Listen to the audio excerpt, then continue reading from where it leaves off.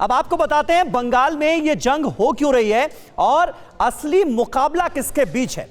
उत्तराधिकारी वर्सेस अधिकारी, ममता के भतीजे और नंदीग्राम के नायक के बीच ये जो मुकाबला है ये अपने आप में बहुत दिलचस्प है। ये देखिए मेरे सामने जो है डिटेल्स आ चुकी हैं।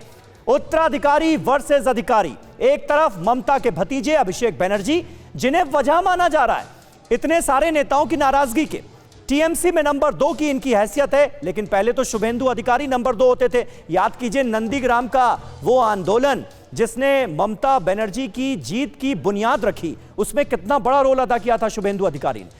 उत्तराधिकारी जिन्हें अभिषेक बनर्जी माना जा रहा है, डायमंड हार्बर साउथ 24 परगना में इनका दबदबा माना जाता है और शुभेंदु अधिकारी के बारे में कहा जाता है कि 6 जिलों में इनका जबरदस्त वर्चस्व है। अब पॉलिटिकल ताकत की बात करते हैं। अभिषेक बनर्जी 2 बार सांसद चुने गए हैं टीएमसी से, शुभेंदु अधिकारी भी 2 बार सांसद चुने गए, 2 बार एमएलए भी रहे और ममता सरकार में मंत्री थे।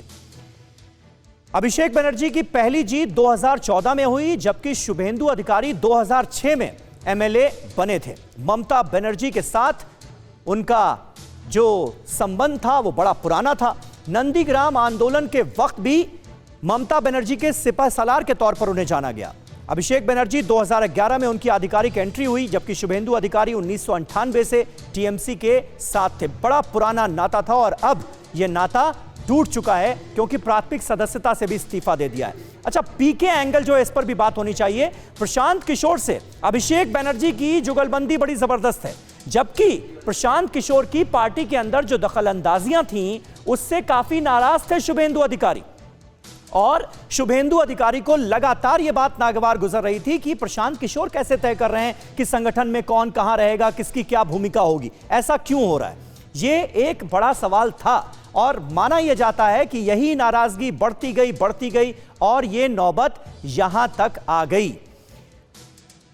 सोमनाथ सिंह रॉय साहब, ये स्थितियां पार्टी में क्यों पैदा हुई और इस बगावत का जिक्र महीनों पहले से हो रहा था कि चुनाव के वक्त ऐसी नौबत आ सकती है, उसके बावजूद भी आप लोग इस बड़ी टूट को रोकने में असफल रहे, नाकामयाब रहे, क्यों? शमीर जी, हमको 30 सेकंड प्लीज कंटिन्यू दीजिए जी। मैं आप थोड़ा गलत इंफॉर्मेशन आप दे रहे हैं। शुभेंदु अधिकारी 1999 में ज्वाइन किया तृणमूल कांग्रेस से, 99 से नहीं।